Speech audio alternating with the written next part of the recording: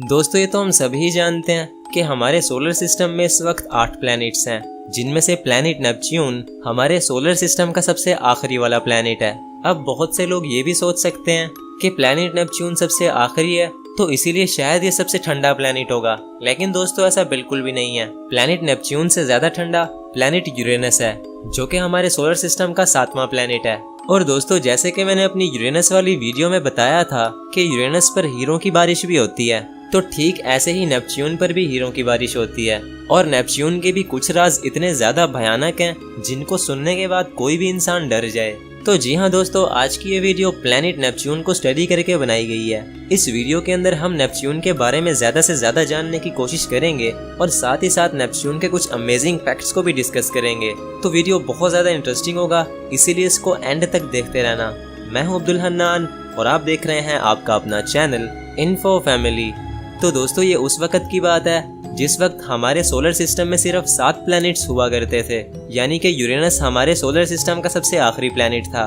तो उस वक्त साइंटिस्ट ने एक बहुत ही अजीब बात नोटिस की। उन्होंने ये देखा कि हमारे सोलर सिस्टम का सबसे आखिरी प्लैनेट यानी प्लैनेट यूरेनस एक खास जगह पर आकर अपनी मूवमेंट के अंदर थोड़ी गड़बड़ कर रहा है। तो ये देखकर साइंटिस्ट और एस्ट्रोनॉमर्स बहुत ज्यादा परेशान हो गए, क्योंकि हमारे सोलर सिस्टम के सभी प्लैनेट्स न्यूटन के बनाए हुए ग्रेविटी के लॉ पर काम कर रहे हैं। लेकिन दोस्तों यूरेनस अकेला ऐसा प्लैनेट था जो कि न्यूटन के बनाए हुए ग्रेविटी के लॉस को फॉलो नहीं कर रहा था।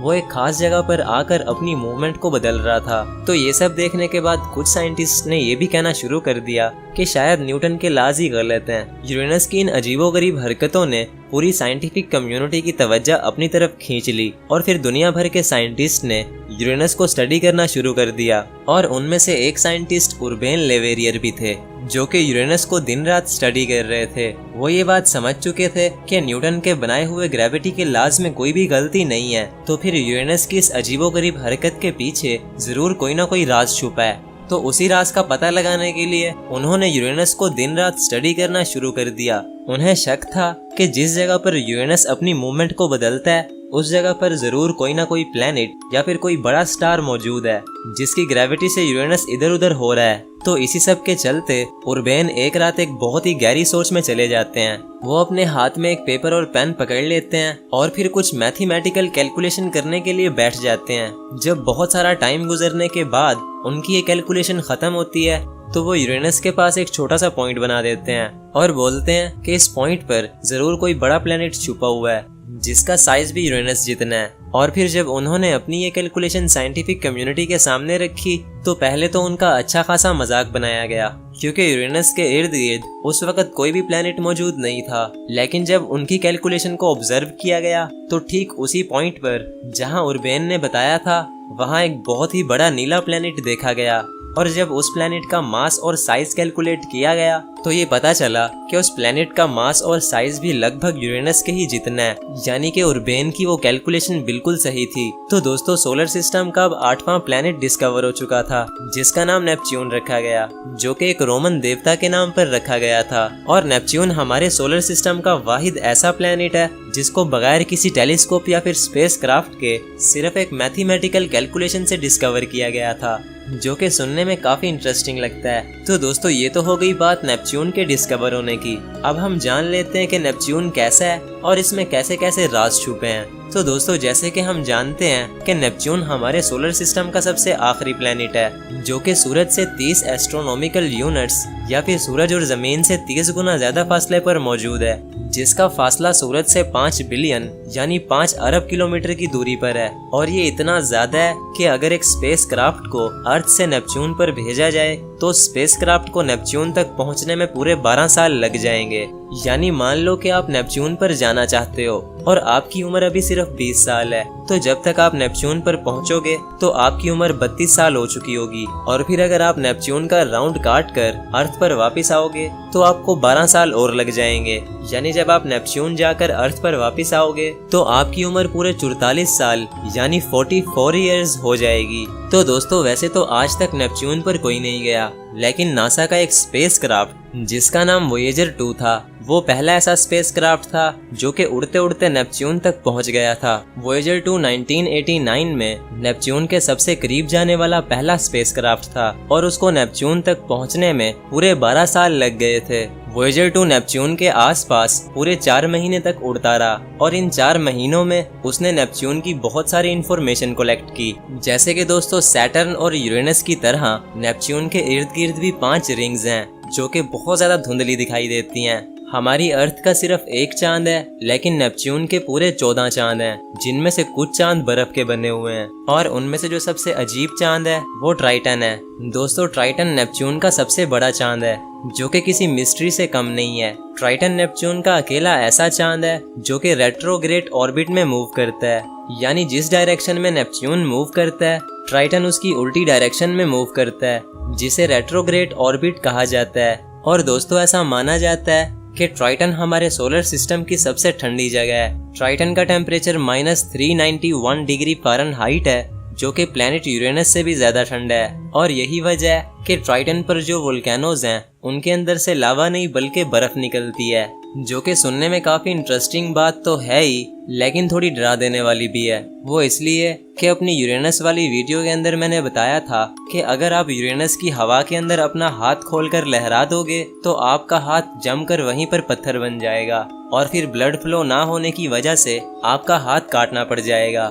तो अब आप खुद ही इमेजिन कर लो कि अगर आप ट्राइटन पर हुए तो आपको सिर्फ अपना हाथ ही नहीं बल्कि और भी बहुत कुछ कटवाना पड़ सकता है। और दोस्तों जैसे कि हम जानते हैं कि नेपच्यून सबसे आखिरी वाला प्लेनेट है, तो यही वजह है कि नेपच्यून को सूरज के गिर्द एक चक्कर लगाने में सबसे ज्यादा वक्त लगता है। दोस्तों नेपच्यून को सूरज के गिर्द एक चक्कर लगाने में पूरे 165 साल लग जाते हैं और नेपच्यून पर एक मौसम पूरे 41 साल का होता है और नेपच्यून सूरज से सबसे ज्यादा दूर है। तो यही वजह है कि नेपच्यून पर सूरज की रोशनी बहुत ही कम पहुंचती है।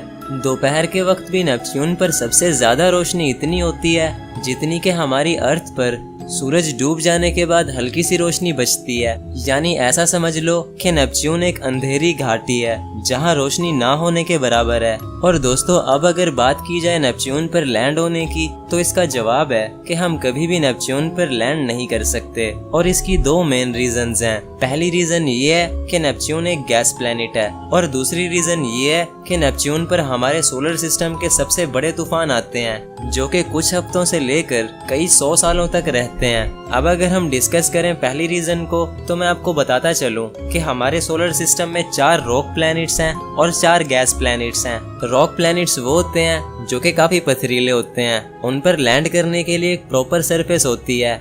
यानी इस हिसाब से हमारे सोलर सिस्टम के पहले 4 प्लैनेट्स रॉक प्लैनेट्स हैं, यानी कि मरकरी, वेनस, अर्थ और मार्स। और अब अगर हम बात करें गैस प्लैनेट्स की, तो दोस्तों गैस प्लैनेट्स पर लैंड करने के लिए कोई भी प्रॉपर सरफेस नहीं होती। ये प्लैनेट्स या तो खतरनाक गैसेस से बने होते हैं या फिर बर्फ और पानी से बने होते हैं। और हमारे सोलर सिस्टम के आखिरी 4 प्लैनेट्स गैस प्लैनेट्स हैं, यानी जुपिटर, सैटर्न, यूरेनस और नेपच्यून। तो यही वजह है कि आज तक किसी भी गैस प्लैनेट पर कोई भी स्पेसक्राफ्ट लैंड नहीं हुआ। और दोस्तों अब अगर हम बात करें नेपच्यून की, तो नेपच्यून हमारे सोलर सिस्टम का सबसे छोटा गैस प्लैनेट है, जिसकी वजह से वहाँ का एटमॉस्फेयर बाकी सब गैस प्लैनेट से काफी घन है। दोस्तों नेपच्यून पर लैंड करने के लिए कोई भी प्रॉपर सरफेस नहीं है, क्योंकि नेपच्यून की सरफेस पानी और बर्फ से बनी हुई है जो कि 17,500 किलोमीटर गहरी हो सकती है। जिसका कंपैरिजन अगर हम पैसिफिक ओशन से करें तो पैसिफिक ओशन भी 11,000 किलोमीटर गहरा है, यानी कि नेपच्यून के ओशंस की गहराई भी दुनिया के सबसे गहरे ओशन से भी हजारों किलोमीटर ज्यादा है, जिसको शायद इमेजिन कर पाना भी मुश्किल है। और हम जितनी गहराई में जाते जाएंगे टेम्परेचर उतना ही ज्यादा इंक्रीज होता जाएगा। साइंटिस्ट का ये मानना है कि नेपच्यून के कोर का टेम्परेचर 5100 डिग्री सेल्सियस है, जिसका कंपैरिजन सिर्फ और सिर्फ सूरज के साथ किया जा सकता है। यानी नेपच्यून ऊपर से जितना ठंडा है उससे हजारों गुना ज्यादा ये अंदर से गर्म है। और ये तो कुछ भी नहीं, नेपच्यून को अभी तक सिर्फ ऊपर ऊपर से एक्सप्लोर किया गया है, इसके अंदर उतर कर नहीं देखा गया। ना जाने इसके अंदर और भी कितने भयानक राज होंगे। तो दोस्तों अभी तक मैं सिर्फ एक पॉइंट को ही एक्सप्लेन कर रहा था, अब चलते हैं दूसरे पॉइंट की तरफ। दोस्तों दूसरा पॉइंट ये था कि नेपच्यून पर हमारे सोलर सिस्टम के सबसे बड़े तूफान आते हैं। जिनकी स्पीड 2000 किलोमीटर पर आवर से भी ज्यादा है, जो कि अर्थ पर रिकॉर्ड की गई अब तक के सबसे बड़े तूफान की स्पीड से भी 5 गुना ज्यादा स्पीड है। और नेपच्यून पर ये तूफान हर वक्त चलते रहते हैं। और दोस्तों, जैसे कि जुपिटर पर एक ग्रेट रेड स्पॉट है, वैसे ही नेपच्यून पर भी एक स्पॉट है जिसका नाम द ग्रेट डार्क स्पॉट है। साइंटिस्ट का ये मानना है कि the great dark spot Neptune पर चलने वाले सबसे बड़े तूफान है, जिनकी स्पीड अब तक रिकॉर्ड होने वाले सब तूफानों की स्पीड से ज्यादा है। और दोस्तों, ये स्पॉट कोई छोटा मोटा स्पॉट नहीं है, बल्कि ये इतना बड़ा है कि इसके अंदर हमारी पूरी अर्थ फिट आ सकती है। और दोस्तों, इसी के साथ हमारा दूसरा पॉइंट भी क्लियर होता है। फर्स्ट पॉइंट ये था कि नेपच्यून एक गैस प्लैनेट है, और सेकंड पॉइंट ये था कि नेपच्यून पर हमारे सोलर सिस्टम के सबसे बड़े तूफान आते हैं। यही दो मेन रीजंस हैं जिनकी वजह से नेपच्यून पर कभी भी लैंड नहीं किया जा सकता। और दोस्तों, अब बात कर लेते हैं नेपच्यून के साइज की। दोस्तों, नेपच्यून का साइज लगभग यूरेनस के ही जितना है, लेकिन बस यूरेनस से थोड़ा छोटा है, जिसकी वजह से नेपच्यून हमारे सोलर सिस्टम का चौथा सबसे बड़ा प्लेनेट है। यूरेनस की तरह नेपच्यून की चौड़ाई भी हमारी अर्थ से 4 गुना ज्यादा है। और दोस्तों, नेपच्यून के अंदर भी हमारी अर्थ जितने 50 से ज्यादा प्लैनेट्स फिट आ सकते हैं। और दोस्तों, अगर आपका वजन 45 किलो है तो नेपच्यून पर आपका वजन 50 किलो होगा।